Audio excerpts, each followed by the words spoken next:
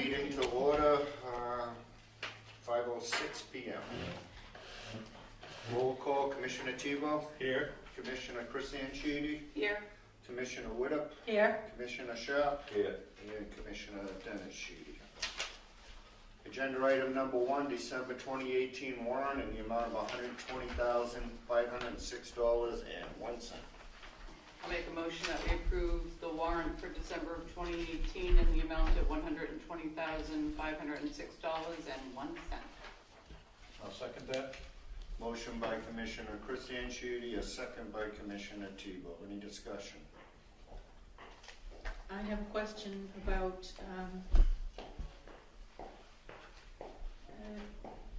on page 3 of 6, Mass Correctional Industries U.S. flags is the description? Yeah, those are the flags. The POW flags and the American flags for the flagpoles. Okay. To buy it, that same price seems quite expensive. Are those the regular cost? Yeah, they're the big ones, the really big flags.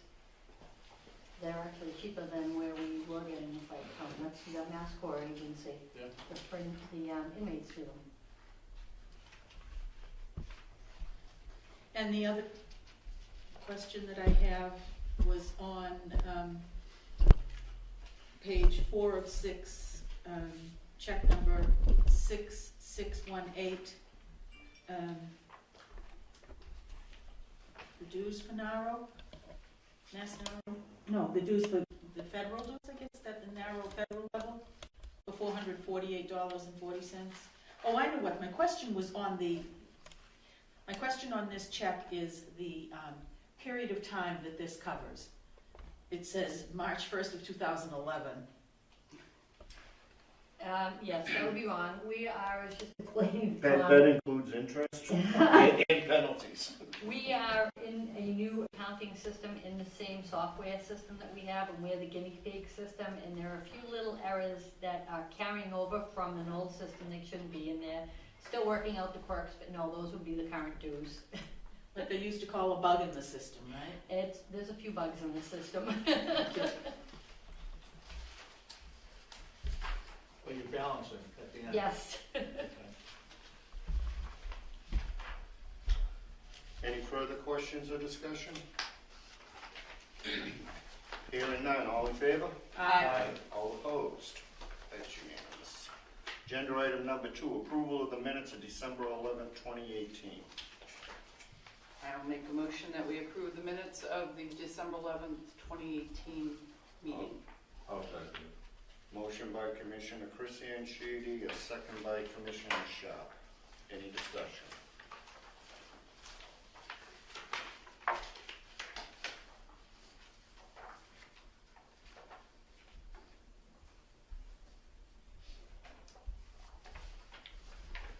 We all good?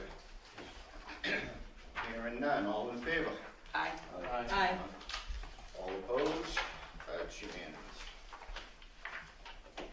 Agenda item number 2, the November financial statements. Anything stick out to you, Kathy? No, we are balancing out with the utility bills, and our rent is still up quite a bit. And, the statements are actually looking pretty good. And the reserves high. I have one question, and you don't have to get it to me now if you're not familiar with it, but on the 401 program for the state program, 3691 other income retained is $30,670. Is that money taken from our reserves? Do you know what that is? I do know what that is. That was a question Chris had, and I had asked Dan about it before. It's money that is borrowed. I can't remember the exact explanation. I think we went over this at one of the other meetings, but I will get that answer to you. I'll only ask it 3 more times, okay? That's okay. Until You the think end I of would the year. remember it?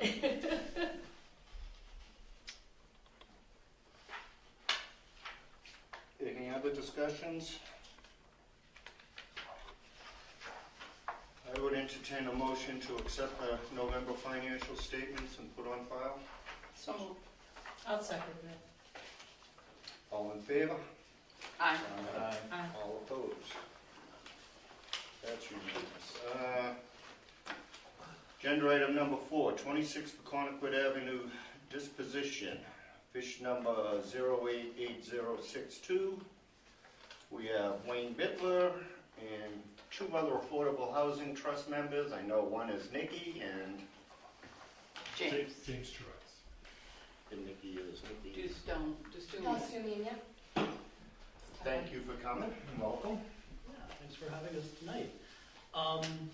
So at our meeting several days ago at the Affordable Housing Trust, of course everyone knows that the Affordable Housing Trust has committed $180,000 as a matching grant to the 26 Paconequid rehabilitation to match the Housing Authority's $165,000, I believe, HILAP grant.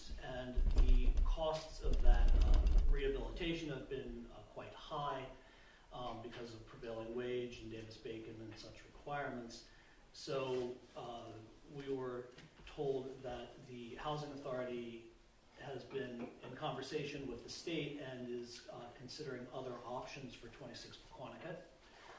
So we wanted to find out a little bit more about that, and also have a conversation to see if there were ways for 26 Paconequid to still be an affordable housing unit in some capacity, even if it's no longer a housing authority property. So if you folks have sort of a summary of what your thoughts are for now, and then maybe we could chat a little bit and explore some ideas. Well, I mean, at this point in time, this is the first the board has had an opportunity to look over the prospect of disposition. Because we just got word from the state that that is doable, so it would really be up to the board to decide whether it's something they want to pursue first. Yeah.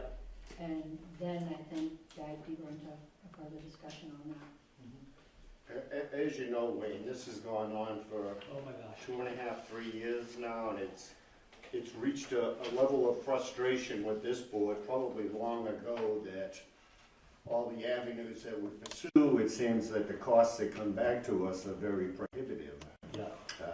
It doesn't appear that we're getting what we want for the money that we're spending. And obviously, I think the taxpayers in Easton would have some concerns with the price tag that goes with that property. So it's recently come that maybe we could sell the property and buy another property similar in nature that would require less money going into it to bring it up to standard so that we can rent it and keep another affordable housing. I have thought about, I don't know if it's possible, it hasn't really been researched, that if we could sell 26 Paconequid with a deed restriction that it's an affordable property and maintains to be affordable. I don't know how that would work exactly, to be honest with you. I'm fairly familiar with that. We could sell it with a deed restriction. We can put whatever restriction we want on it. I think there'd be a financial issue though, because I think the person who would buy it would tear it down, because that's what we're being advised, that it's just not rehabable at any reasonable cost. An affordable rider would say they would sell it to a family at a discount price. There'd have to be free money in there, and that would have to come from somewhere. And I know the state, well, I don't know that, but where they would get free money from to subsidize it, to put a low to moderate income family in there. We haven't discussed what we would want to do. I think this is a great opportunity for us. I think we've been mired in this for 2.5 years, as Dennis said, and I think there's a lot of opportunities. And I think if we get real creative, we can turn it into more than one unit. We might be able to build something in project basis Section 8 on one side, and have an affordable unit on the other. I mean, and I'm just throwing stuff out. The board hasn't discussed this, but Yeah. I think it's an opportunity for us to do something. Who's doing this? There's a housing authority up in the western. Ludlow. Ludlow is doing it right now. They seem to be about 2 months ahead of us, so we can talk to those people there. I think for the board though, that we probably should do some kind of subcommittee to work with Kathy, because if we're going to be put in a position to do it, I think there's a lot of investigation to do to report out to the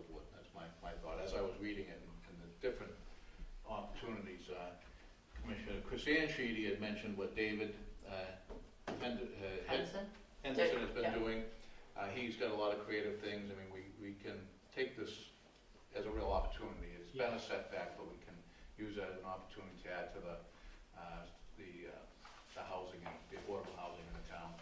So where are we at the 9.7%? 9.7? Do we have any falling off? Not so Fire? far, not No. to our knowledge. Okay. And we should be able to get back to our 10% goal as soon as an apartment building actually breaks ground. Okay, excellent. So we're in fairly decent shape. We want to be mindful of the SHI requirements and the 10% requirements, but it's not critical at the moment. The thing that I think folks on the trust and I myself am thinking of is, as you said, this is potentially a really interesting opportunity with a parcel in town that could be de-accessioned by the housing authority in a way that makes financial sense, but could also be used for affordable housing in some other capacity. And so having that conversation and try to strategize some ideas and look at some potential ways to get the funding to happen, it would be really great to be part of that conversation. I think when we met, we were talking about potentially having a conversation with town council. I don't know if you've had any. No, he's in tomorrow. He's in tomorrow. Yeah, so I can ask him about that if he has any ideas. And I know you're kind of thinking about a deed restriction that would restrict it down to a low-income buyer.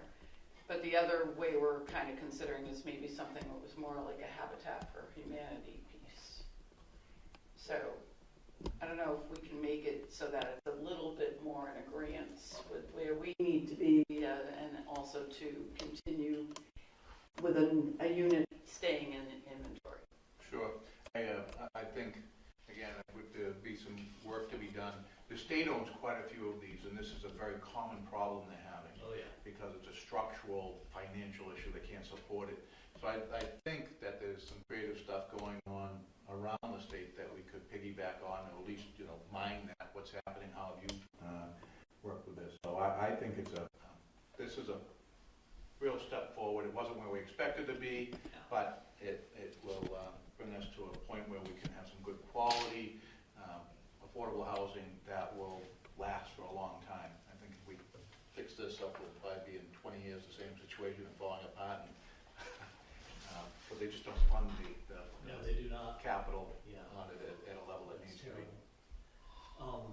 Yeah, so some ideas could be some sort of subsidy such that it could then become a nonprofit like Habitat could rebuild it completely. I know up in Chelmsford and I think it's Westford, David Hedison's nonprofit has done some really interesting things with state and federal subsidies for supportive veterans housing. There's group homes for folks with intellectual disabilities that could be an opportunity. So there's, I think, any number of this could get interesting, but of course it all depends on what the actual financial picture would look like and the timeline for the housing authority and the requirements on the state side about how you are allowed to de-accession if that is something that you would choose to do. What the requirements would be if you were to do that. So there's a lot of unknowns. But it could be an interesting conversation. What are some next steps, do we think, from this? You folks need to talk about it yourselves, obviously. And I heard mention of a potential, a working group. Yeah, or subcommittee, and I think some of us from the trust and the town would certainly be interested in being part of that if that would be constructive. So, yeah, we could consider that. I don't know if we need a justice subcommittee from the board initially, and then maybe it could grow beyond that. Yeah, and I do think that there should be a subcommittee of the board that does some, work in between meetings so that we can make some progress on this, and working with the Affordable Housing Trust would be certainly part of that. What's kind of the steps, Kathy? I think right now it's going to be putting out a proposal to get a realtor they're Well, on we'd have to board. have a board vote to first decide that they want to go Dispose. forward and dispose of the property. And then my next step, my understanding would be to meet with Paul McFarland at the HCD and see what his thoughts are, because he's been helping Ludlow, and he's the guru up there when it comes to this. Mhm. And again, Wayne and I have actually met with David Hedison before, Yeah, and he's a genius. Maybe he would meet with us again yeah. and Yeah. just give us some ideas and some suggestions as to what he's done. Well, Affordable Housing Trust right now also has a piece of property that's working with Habitat for Humanity. Mhm.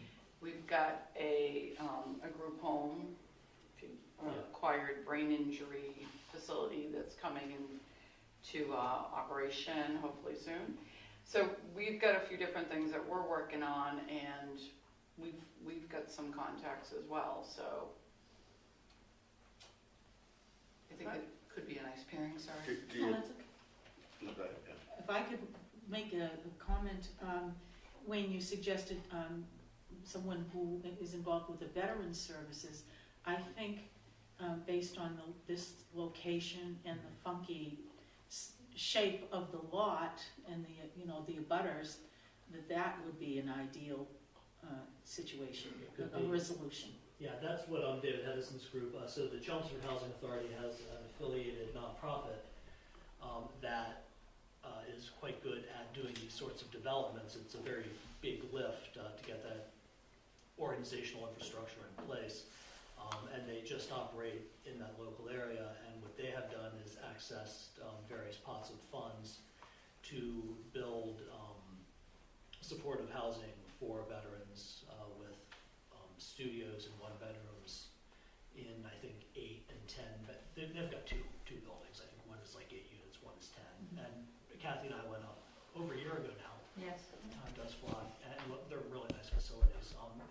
Pulling that off is really quite complicated, but they have done it, and it might be interesting to have a further conversation with them to see if they might be interested in working as part of the state. Were they using batch vouchers there to support the I operation? don't believe that they were. They did have a supportive service agency involved with them. Right. I can't remember the name of the agency, but I don't think those were bash vouchers. Okay. I cannot remember. Yeah, I'm pretty sure that they were not. There was a lot going on, and I just sat there and went, wow, Yeah. okay, you're very smart. Yeah, he is. He is. Steve. So I think moving forward, if we have this subcommittee, obviously the goal would be to keep the Affordable Housing Trust. I mean, we assume that you're still on our side, and hopefully we can continue to work together, that you haven't said enough's enough at this point, but No, as you may have heard from other folks who are on our board, it takes a while to get projects done. yeah. So for Yeah. all sorts of reasons, and it's Yeah, well, I've sat on the CPC for many years, and so I do hear when the affordable housing comes to us, well, what have you spent this year, so. Trying. yeah. So I have heard that argument quite often, well, every year at least. It is, but you're absolutely right. Assembling the financing and making sure the program works, and it's a quality program. It does take time, and so I appreciate your willingness to work with us. But I would be willing to serve on that committee and do whatever we need to do, if that's where the board wants to go. I think right now, the instructions they've given us in the packet from DHCD says, hire a real estate agent, and this is how you do it. So it's procurement, that's all it is. Doesn't say much about that. They'll pay them a below market, a fee, and then after that, there's a request for proposals for people to do things. And that's where you can get as creative as you want, and you can tailor that to for whatever program you want. You can really make it narrow. It can be broad, and whoever has the most money can buy it. So that's what we know right now that we can do. So would this be just sort of a standard real estate agent that you work with, or someone a little more specialized in these rather complicated deals? That's the only instruction we got right now. Yeah. I would say we have to discuss where we want to go, and then Right, should you make- choose make- to go there. Right. Yeah. if we're going to sell it, but if we're going to sell it to a nonprofit, Yeah. you don't need a real estate agent. You need to do the RFP so that it says that this is who we're selling it to, and it's a very limited field. You have to make sure you've identified the people who could potentially fit in on it, and there are quite a few. I know Peabody Properties has done some veteran stuff. There are large companies, there's small nonprofits that are around that can do it. So, but again, this is all stuff. I guess the subcommittee would explore that, report out to the board, and the board would make a decision on, what direction you want to go. And so you wouldn't necessarily have to sell it for appraised value. Right. Necessarily. Right. But you might be interested in knowing what appraised value would actually be. We have to know what appraised value is. And then we have to explain to the state, if we sold it below that, why we sold it below that. And if it wasn't tied to affordable housing, they'd say no. It'd have to be some kind of benefit to constituency. Right. We do have an appraisal currently, but it's going on almost a year old. Yeah. What was appraisal, do you remember? And that was market 220. rate, though. That was market, yeah, that was Yeah. 220,000, yeah. So they recognize the building is no good, that Yes, has to be they torn did, down. yeah. She did go into the unit. She went in the basement. That basement I heard so much about I've and been down there once and I refused to seen go from the back. outside, It's, yeah, cracked foundation. it's interesting. Yeah, It's pretty dire. So the other thing though too is that, we have to be able to go forward and purchase Right, a replacement unit. right. So knowing, as we know full well, what the market is like in the town, to get something that we're gonna be able to work with and that's not gonna require more and more money to bring it up to where we would like it to be, which once again, we're familiar with. So there's a lot of things that have to kind of come together. So one of my questions would be, does this have to be in the state portfolio afterwards? We will decommission Yes. whatever Yes. it does. it does have to stay as a 705, yes. Oh, that's a big I know. ball and chain. Yeah. That is. That's, A new house you would buy would have to stay within. That's what Yes. I'm being told right now. That's what they have said. Did Right. I- So it's gonna be one of our Yeah. family housing It's in the, units, so the same as what Benzie, Quanticket is now, it's gonna Yeah. stay in that program, which is a 705 family housing unit.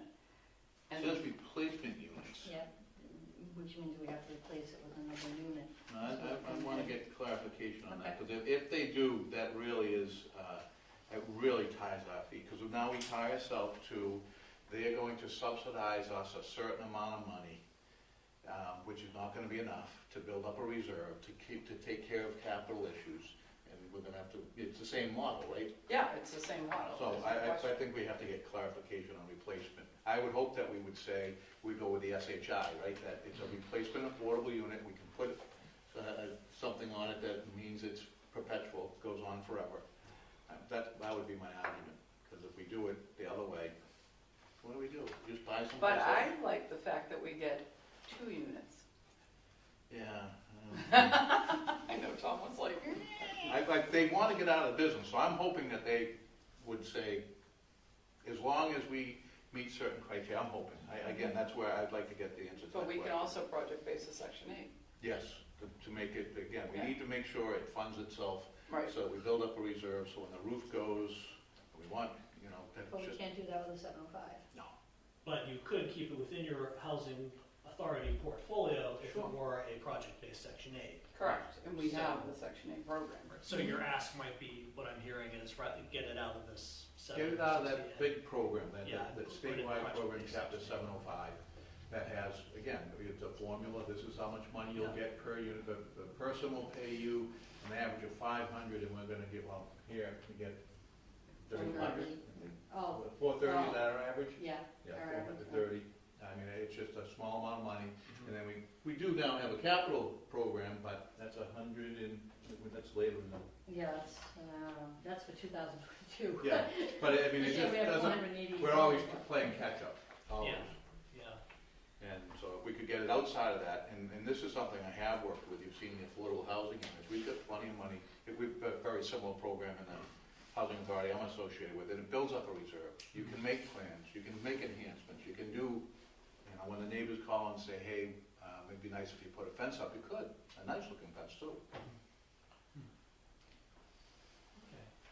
So I'm hearing that you folks will have a further conversation about what your next steps might be, and if there and depending on how that conversation goes, there might be a subcommittee, and we are happy to attend or participate in whatever capacity would make sense. Sounds good to me. That sounds good. And the only other thing I would think that we might want to hopefully continue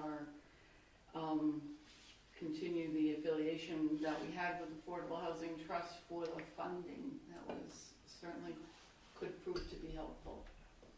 So I know you had committed the 180, so I'm just kind of wondering how that continues to play out, so.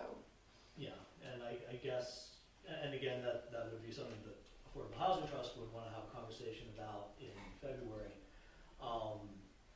But we are running a little low on funds, so I don't know if the trust would be able to continue the 180 commitment and a substantial or larger subsidy for Quanticut separate from that. I mean, possibly, but that's I think a conversation the trust would need to have as a board.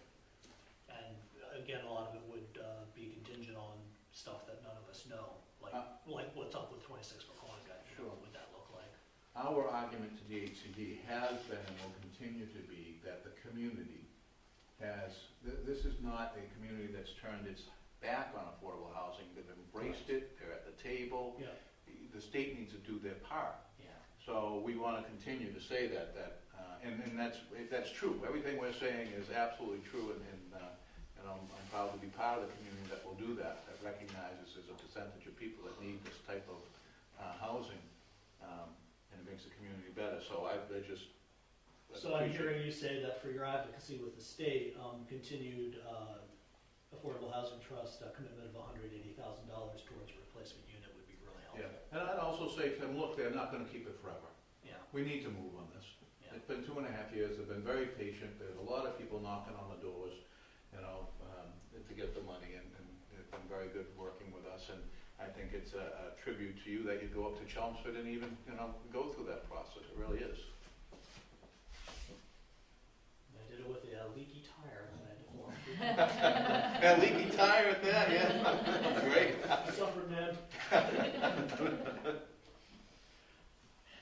Great. So I guess we'll just sort of sit back and you'll be in touch about how we might be able to help going forward. Yeah, you can plan on going to your February meeting and just every meeting after, if you want, just to update your board as to what's going on. Okay. Yeah, and if a subcommittee does arise, do let us know. And We'll work with you, absolutely. I think we're going to have to, there's going to be some intricate decisions that this board needs to make in the way we operate right now. We get a packet on Friday and read it and meet on Tuesday, and I think it might take a little more than that to delve into. Nikki, James, anything? No. No? All good? Echoing Wayne. Thank you, guys. Thank you very much, we appreciate it. We didn't mean to turn the lights on, but we have to save electricity and You gotta clap on. Thank you very much. yeah, Thank you, guys. And I guess it would be necessarily helpful if we sit around for your conversation about your CPA application. Would there be any use for us to be here? Yeah, if you want, that's your, And I'm jumping in on the chairs. If I can, just get back to this as our board, so what are we doing We tomorrow? would need a vote from this board to go forward to pursue disposing of 26 Quanticut Ave. Okay, so I guess I would feel comfortable giving a vote to authorize the executive director to explore the parameters of sale, working with the Affordable Housing Trust. I mean, it's more than just putting it up for sale. Oh, yeah. Does that make Yes. sense? I mean, I could not say I could support you doing the process as I saw it here right now, which is basically hiring a real estate agent Oh, and putting it up for sale.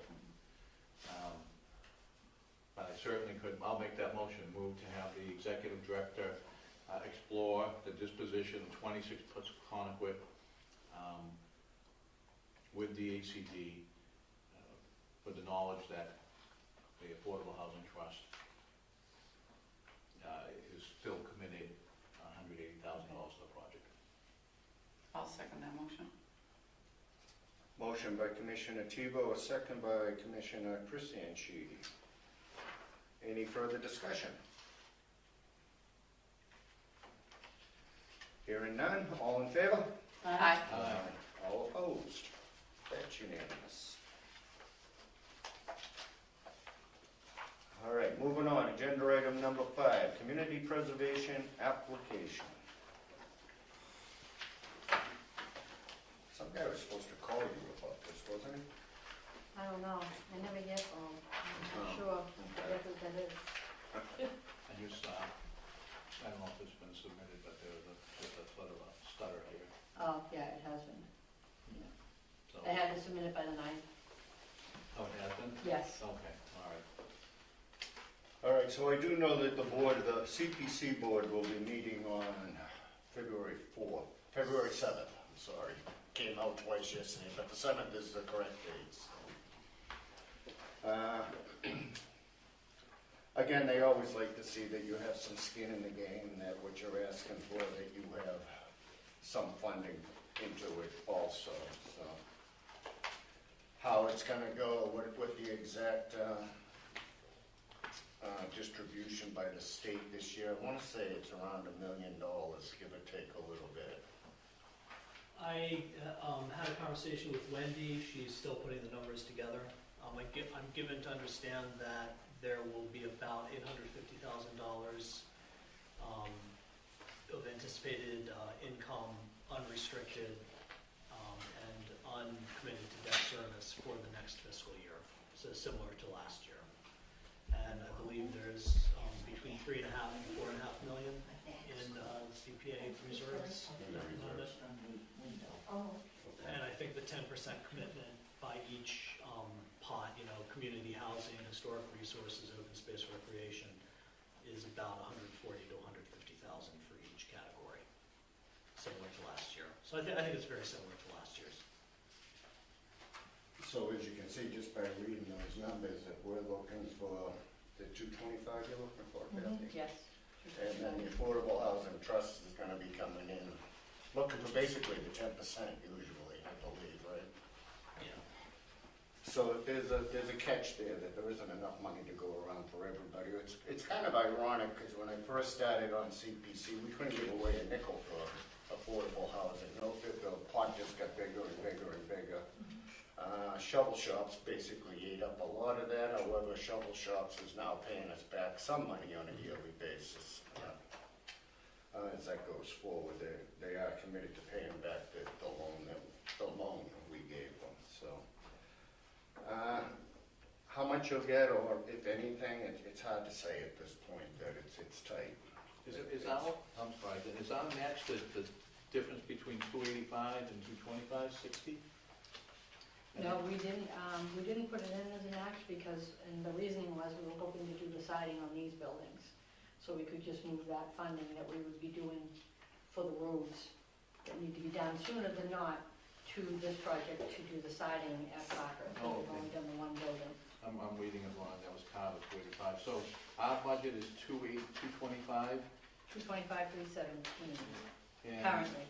and you had said that they like to see that They always, it's always better, and you're gonna get looked upon more favorably if you have some of your money into it. Obviously, there are many groups that come that don't have a lot of money at all and can't do that.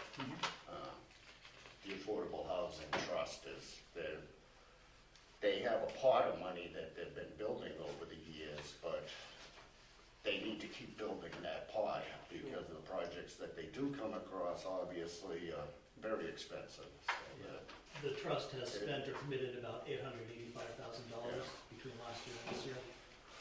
So out in the town, they hear that the trust has $1 million, and they think that they're sitting on that, and that's more than they'll ever need, so why give them more? And we know that's not the case. So it's tough to say what will become of that. That's why it's good to have a good working relationship with the Affordable Housing Trust, because they might get more of the money than you get, and then you can ask them for a little bit. So we, the request is in for 225, what's the process now? It'll go February 7th, it'll go before the Community Preservation Committee. It'll be voted on then as to whether it goes forward to town meeting that meets the approval. Have they ever said, no, we'll give you 150 instead of 225? Or- They have, when we originally started, they were very generous, but more and more, not just us, with more and more bids that, requests that we get, they don't get us the entire request anymore. There just isn't enough money to go around. The Affordable Housing Trust is a great example of that, that they've put in requests for amounts of money and gotten less than what they asked for. Yeah. But they do try to do the best they can to distribute them in the best fashion that they feel that is fair to all. So.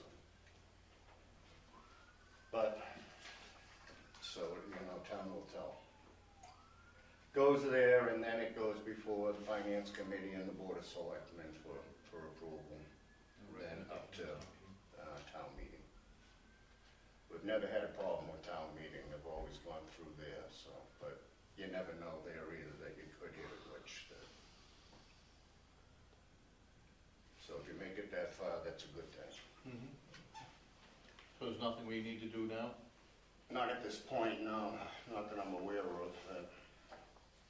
Just reserve your calendars for, I think it's Thursday, February 7th. Thursday at 7 p.m. o'clock. Yeah. And generally, they would get a hold of you, Kathy, and let you know, and they try to put the applicants in order, so you have a fairly good idea of what time you'll be on the All right. agenda for. Okay? Any other questions, or?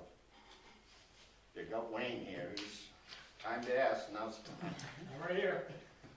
Yes, the individual at Town Hall who will be letting you know about the meeting on the 7th is me. So, there's a meeting on the 7th. Okay. See. At 7? I Yeah, heard 7, yeah, on the 7th. there you go.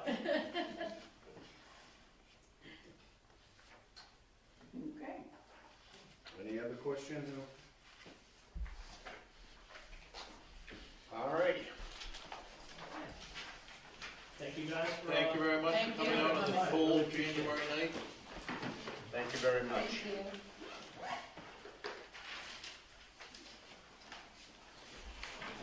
All right, agenda item number 6. Oh, yeah, they do. will, once they start moving back there. Fiscal year 2018, agreed upon procedures, audit, and federal reactor audit.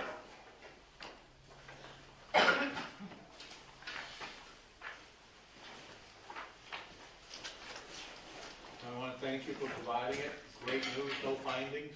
Well, on the AUP, there were 2 Well, small as ones. the important one, the audit, Yes, there's no findings, yes. and the AUP, what was there, $13 or $39 difference? And it has to do with the gap accounting and the cash on the Yeah, books. it's, And then the only other one was, there was one job that didn't get the newspaper article put in. But it was in Central Register, it was on Combine, so. But other than that, it was good. And it was the top 5 salaries, right? You were off by $35 or something? We weren't, though. No, The no, fee no, account- don't no. be trying to pass the buck along. No, I'm not, I'm gonna explain it. The fee accountants use gap accounting. The auditor uses it on a cash basis. The gap accounting, the way they assess the quarterlies, is never gonna match the cash basis because they do it differently. one accrues, one doesn't. Yeah, so, so basically, they reverted back the top 5 salaries from last year, and Dan Robillard had to go in and say, okay, fine, then we did it cash, here's what our numbers are now. Yeah. And he said they used the general ledgers, which they did not use the general ledgers. And the issue that I have with this, that this is a simple difference in accounting. It's not a substantial issue. It should never rise to anything being a finding on something. It's okay, we have 2 accountants who are looking at something different, not materially, $35, not materially. It just, why it was ever brought up and even mentioned to us at this level is ridiculous. It is. I agree. So, again, it's a great audit. You're direction. Yep. With surplus in our financials, Yes, we are. all the controls were in place, that's what I read. And yes, a newspaper advertising can go in, and that's, again, that would be, if it was this audit, your auditor would say, as a management recommendation, and put together a spreadsheet or a checklist to make sure you advertise in the newspaper. If I come back next year and I find you haven't done that, then it could be a finding, but again, we're not talking about something that really needs to come here. No, it was a great audit. AUP was in great shape.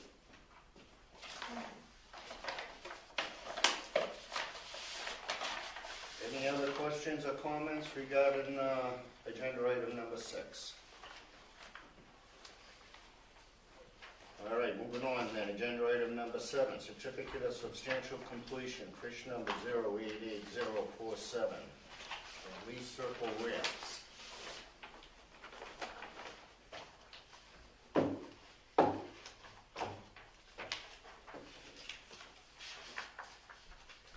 I will make a motion that we accept the certificate for substantial completion for fish number 088047 for the Elise Circle Ramp project.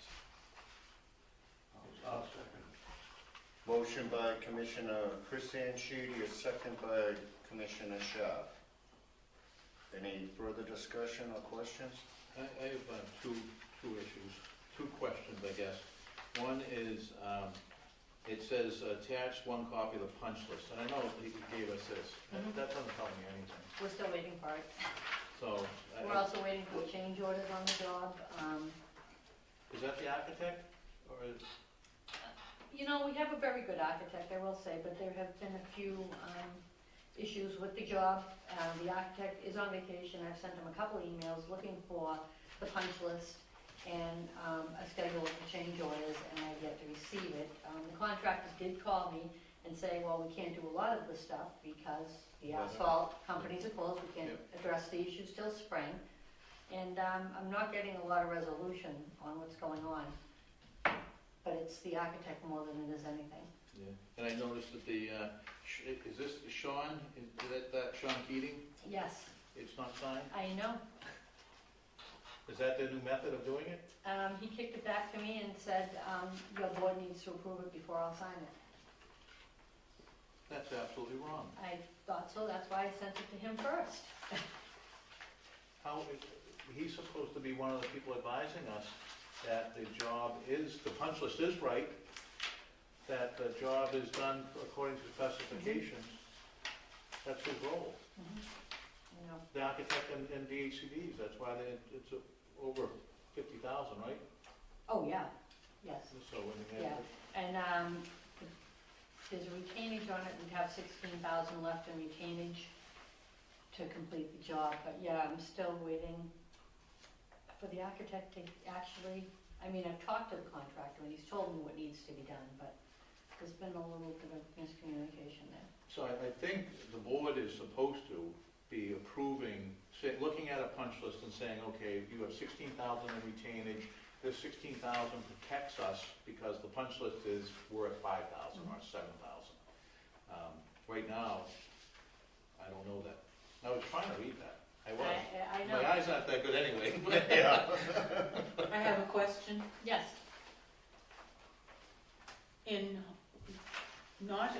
If we were to, if I were to vote not to approve the substantial completion, would that withhold a payment to the contractor? no, would not withhold the payment that he has submitted. But he's not gonna get his final retainage The payment 16, until everything is met and there's a certificate of final completion, and that's when he would get the last piece of his payment. I still would like to see a punch list. I agree with you. I would like to see it also. I don't think, it doesn't harm, as I understand it, when we sign this or approve it, it really starting his, it's sort of a warranty issue. How long is it gonna go from that period of time? But I think the message should go back to the architect that the board wants to see the punch list. And there's Sound going to be familiar? change orders as well. And change orders, I didn't know Yeah. about the change orders, yeah. Yeah. So, just a little message back to the architect. I've sent him a couple emails and I've yet to hear back from him. Yeah. Want me to send him an email? But this is October 29th. Mm-hmm. Yeah, but But it then Mike wasn't signed signed it until on. the 13th of December from the architect. Architect signed it the 13th, Mm-hmm. so that was a month ago. Mm-hmm. And then when I got But it, I then- sent it to Sean. When he signs this, isn't he, this is after he went out with the contract and walked the grounds? Correct, and we had a punch list, but nobody's ever put it in writing and actually given it to us. So it's really going back to your office and sitting down for an hour. Mm-hmm. So it should probably not even that long. Yeah. Well, there's a few. Did Mike do the punch list or did Jim Co? My Carter's been coming, he's been the only one that's come out.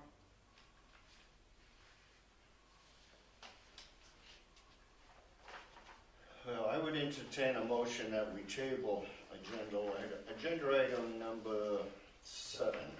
So moved. I'll second that. Until we receive the punch list and the change orders. Any further discussion? Hearing none. All in favor? Aye. Aye. All opposed? That's unanimous. Agenda item number 8, formula funding award for fiscal year 2022. 19, 20, 21. A whole lot of money. Not really. Yeah, it's a lot more than we used to get, so. I know. But the prevailing wage rates in it, I mean, Yeah, you it's- know what, yeah. hey, So it's good though, it's a commitment to I know. 2022. Mhm. Now, so let's Keep the money coming. keep the money coming, yeah. That's wonderful. We'll take what we can get. It's better than getting, as we used to, nothing. nothing. Get in line. You Yeah. have For to years get and together. years and years. And cars.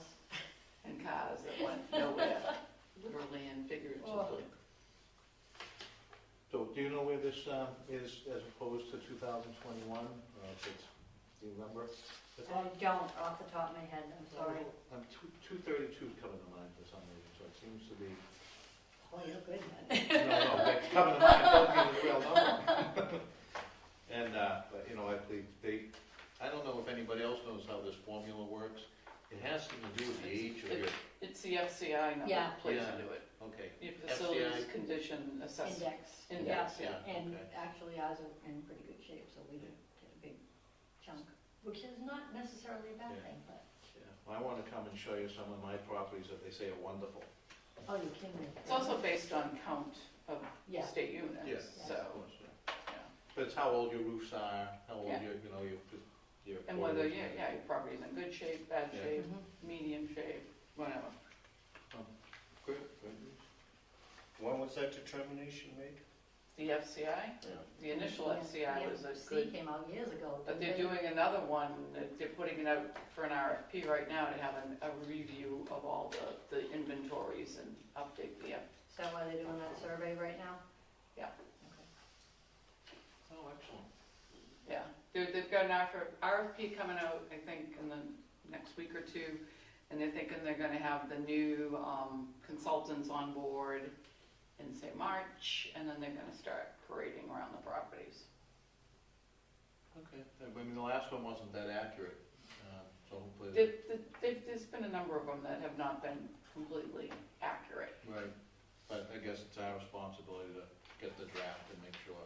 It's just hard, though, I to remember follow getting after that them. draft though, and they still Yeah. wouldn't adjust them. Our draft was that big, and Yeah. I mean, right down to, say there were 500 windows in a place, they said there were 200. Yeah. Right. I mean, it wasn't close. So, but again, hopefully, again, it's a little more accurate. Yeah. Because when it's accurate, it's a pretty good tool. Oh, You go in, you absolutely. see, you know, when you're putting a capital plan together, how old some of your components are, and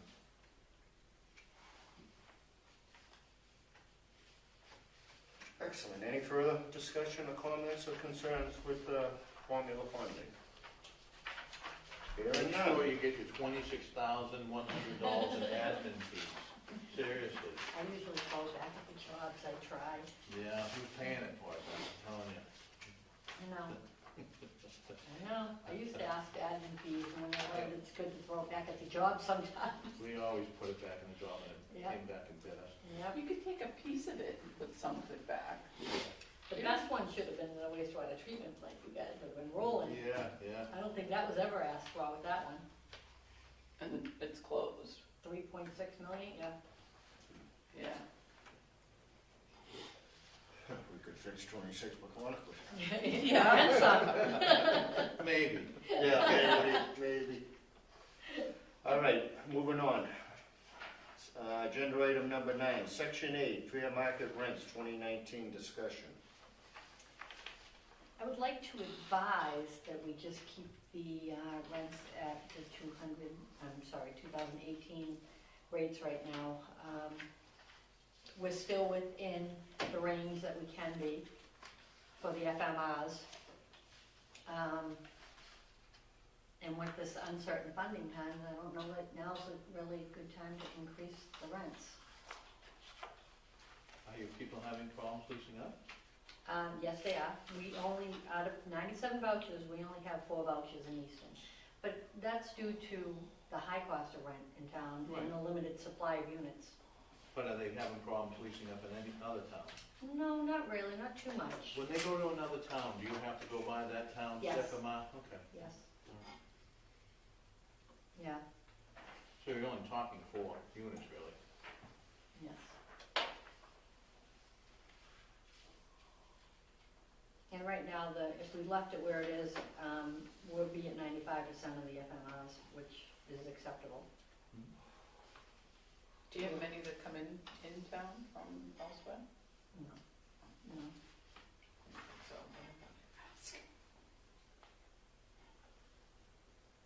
I mean, this is something we can revisit again, too.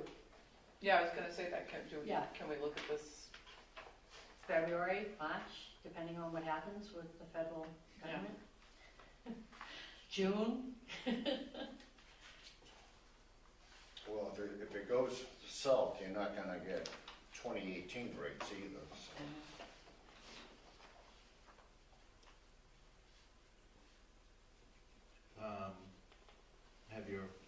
We're only talking 4 units. Have your landlords been happy with the program? In Easton, as far as I know, yes, we Yeah. haven't had any issues.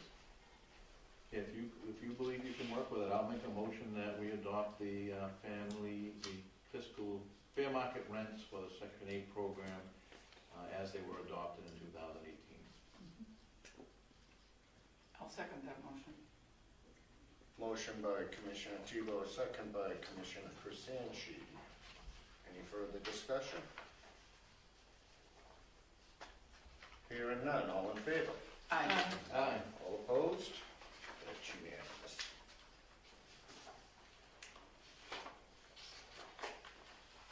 Agenda item number 10, wastewater treatment lowest and only bidder, AccuPump, $68,500. And this makes no sense to me. Yeah, it doesn't make any sense. But I'll make a motion to approve it. Quick! Wasn't it 80 something? It was 70. Well, when we first started, it was 82. Then they wanted us to be a test site for one of their chemical compounds, and we agreed to it, and it lowered it to 77. And now they have more Things to monitor. in this area, so they can lower our rate. Awesome. And they were the only bidder. Of course, Weston Sampson, we thought was going to bid, because they came out and did a walkthrough, but I think they have their hands full with the shovel. Oh, okay, yeah, sure, no problems there. Yes. Haven't smelled it in quite a while either. Yeah, that just depends. That's the gas that's coming from the building. That's not the treatment plant. Oh, haven't. Yeah, unless they open the tanks and they're doing something, but yeah. Well, that, Yeah, well, you're always gonna get a note if you're pumping and stuff. But it's been good lately, John? huh? It's been good lately? Yeah, I haven't smelled it quite a while. Excellent. And you said we're using less chemicals? Much less, So the yes. cost is going down, the operation cost is going down, the Seems to be. materials cost is going down? Yes, hurry up like you said. Christine. I'll make a motion to approve the contract for Aqua Point LLC for $68,500 for 2019 and the same for 2020. You got that Renews. for 3?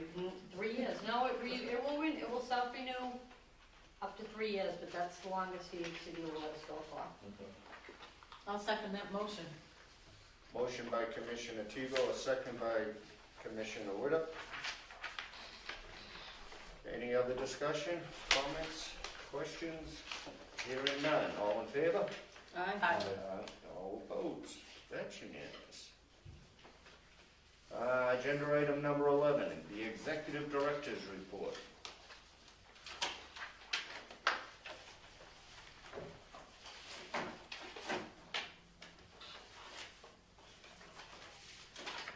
Sounds like it was a fabulous party. It was good. There were a lot of laughs, for certain. Were you ladies there? It's all good? All had a good time? I just have to say, the funniest moment, and I'm still laughing about it, we were done with the raffles, and the firemen were here, and there were 2 younger firemen, and they said, oh, well, next we're gonna raffle off the first responders, Santa says to the crowd, and one of the ladies in the back room goes, I'll take the young one. We were dying. It was the funniest thing. Can't remember. I don't remember who it was either, but I do remember laughing. I was laughing for a couple of days about that. And then the other one said, well, who's the young one? It was cute. I was just gonna say, did the young one run out the door? Young one looked like he was like 20. If I may, that Kathy puts together a great event, but she can't do it alone. She has a lot of support from the community in Easton, and if you don't mind, I'd just like to read off the people that supported you. Northeastern Savings Bank, Roach Brothers Market, Representative Claire Cronin, Shaw's Market, Takeouts Pizza, Stone Forge, Farmer's Daughter, Chateau, Shoveltown Brewery, Bill's House of Pizza, Star Meal Salon. I made that mistake last year, I called it a salon. Pamela Witta, the Quilting Club, Mario's Trattoria, The Beanery, Dunkin' Donuts on Depot Street, Paint, Rust, and Pixie Dust, Giorgio's Hair Salon, Fratelli's Bakery in Taunton, Derek and Laureen House, A Holiday Blanket, Senator Michael Brady, Senator Walter Timilty, Community Healthcare Connections, donated a 32-inch flat screen TV, and Mr. and Mrs. Santa Claus, aka Ray Vargas and Laureen House. It's an impressive list. It's names that are very familiar throughout the town of Easton and beyond a little bit. And on behalf of the board and the residents, I'd like to thank each and every one of them for their support. I second that. Wonderful, wonderful, Couldn't do wonderful. it without So them. we came They're together. very generous in terms. I have a question. Have you had any responses to your ad for the, Oh, yes, very many. Even as far out as Illinois. Really? What was the ad for? Not the young. Part-time Receptionist. receptionist, $16 an hour, 18 hours a week. We're assuming they're moving here for some other reason. I know, but no, we've got quite a few good ones, actually. Some, you just go, really? And, 1 or 2 lines in a resume, but no, we've had quite a few, so. And they just started coming in this week, so I'll probably start some interviews next week. good luck. Thank you. All right, any further questions or discussion regarding the executive director report? Hearing none. Agenda item number 12, resident questions and comments. Everything's good. Well, we have a who was looking for the young responder? Not me. And thank you as well for coming out on a cold January. Yeah. All right, the next meeting, February, thank you.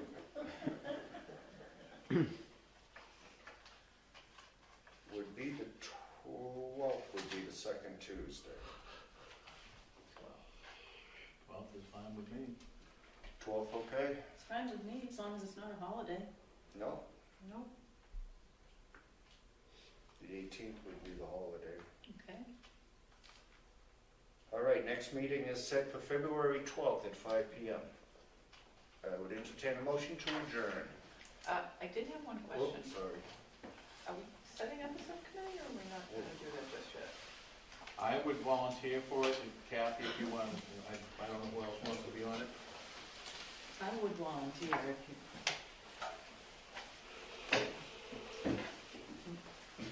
So we do have a subcommittee of Mr. Tebow and Ms. Widow. And Kathy, after you speak to Paul, maybe we could arrange to get together someday. Absolutely, yeah. Is that good for you, Kim?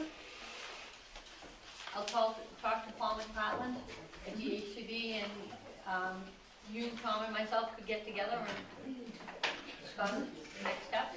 Absolutely, absolutely, and I'm flexible. I mean, is there anyone else that wants to be on, someone else wants to be on the committee? Is it just yourself and two others? Is that it? I'm already regretting volunteering. I'm moving on before he changes his mind. First meeting's a breakfast meeting, and he's buying. That's fine, I'll do that, that'll make it worth it.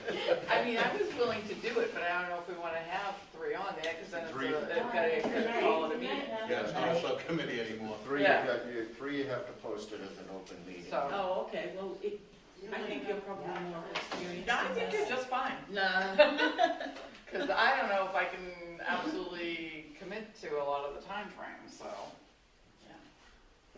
Yeah. Yeah. Whichever, as I said, we'll see how this works. I think we're going into a new, Uncharted waters. uncharted waters, yeah, so. It'll be interesting. Have we adjourned? Not yet. So, as it stands right now, the subcommittee would be Commissioner Tebow and Commissioner Widow. Thank you. All right, now I would entertain a motion to adjourn. So moved. Second? All in favor? Aye. So which one do you go to? Shut up. We are, that's a wrap. Yeah, that's a wrap. We're done. Yo, you go to both? There you go. Saturday, Gold's doesn't open early enough for me, so